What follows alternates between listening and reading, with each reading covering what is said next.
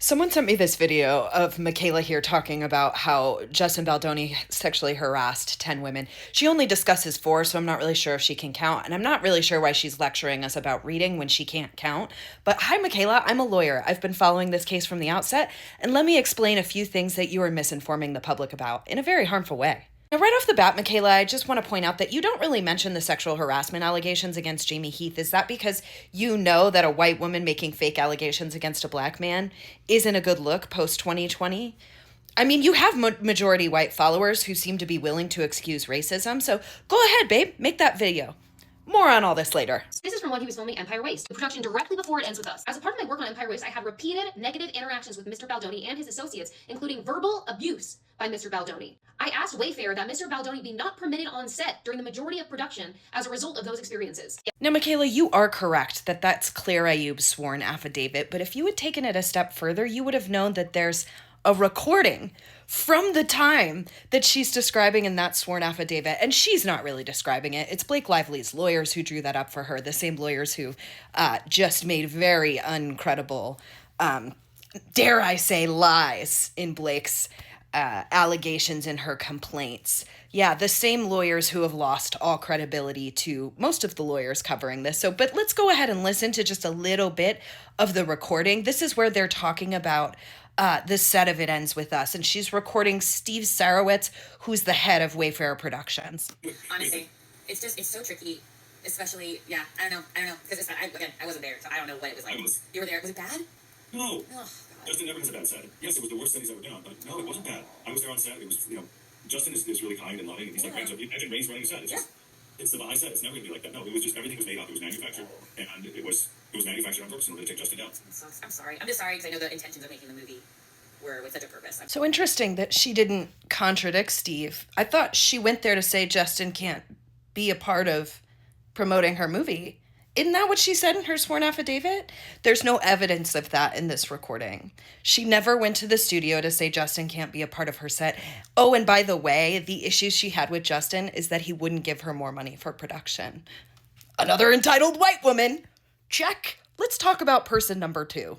No. Let's look at more. Justin is a truly false ally and I'm unwilling to do anything that promotes the image that is crafting as a male feminist. Slate said, as in Jenny Slate, who played Ryle's sister in the movie. Now wait, Michaela, I thought we were looking at sworn depositions. 9 women with sworn depositions. Michaela, this is actually Jenny Slate's sworn deposition, and she says up here, he made inappropriate comments and generally kind of a chaotic set. We've learned later, though, that the set was chaotic because of Blake. And we see that in her PGA letter, according to her own words. So let's talk about the inappropriate comments. Yeah, fair enough. He said, I can say this because my wife is here, but you look sexy in what you're wearing. Fine. You can find that inappropriate. Is that sexual harassment? No, dear, it's not. More than that, when they asked her, why didn't you join in this lawsuit? She said, I felt I settled my issues on set and I wanted to move on. And then when asked about a note Justin sent, she said, I felt he received the information from Ange, a person who works at Sony, and he said adjustments will be made accordingly. So he fixed the problem. That's not sexual harassment. You can feel how you want to feel about him making those comments to her, but making a big deal about calling someone's wardrobe hot and calling someone sexy, these women use the word sexy to describe themselves. You've seen those interviews, right? Have you ever seen Jenny Slate talk? It feels a little hollow that you're calling this sexual harassment of a woman.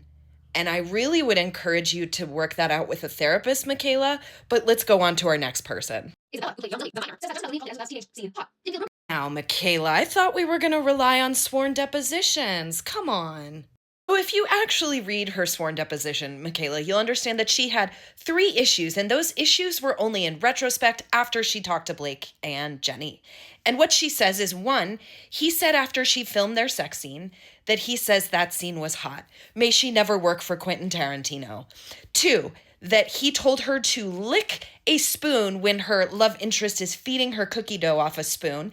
And 3, he told her love interest to get to know her better and winked at the love interest. So, he had a private conversation with her love interest in the movie. They're actually dating now. So, she should thank Justin Baldoni for getting them together. And please keep in mind, like I said at the beginning, this is all after she talked to Blake and Jenny, that now all of a sudden she has an issue because Her impression at the time, before she was poisoned by Blake and Jenny, is that she felt really safe. This is a text message she sent to Justin Baldoni right as her portion of the film wrapped. Hey, just got my film developed from when we were shooting, and here's this sweet pic. I also have to say thank you so much for an incredible experience on my first film. I can't shake the feeling of it at all because it was truly life-changing for me. You are such a wonderful, smart, and sincere director, and you created such a comfortable, safe space for me to feel like I could fully step into this role. I assume you didn't cover all this because you wanted to be disingenuous, huh, Michaela?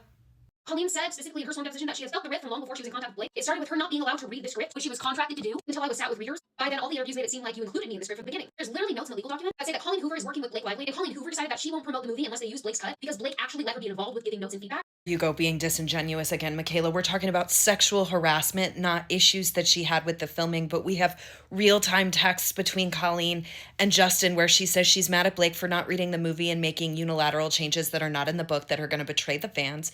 And she admits that she read the script and she was a part of creating the script. So I thought you could read.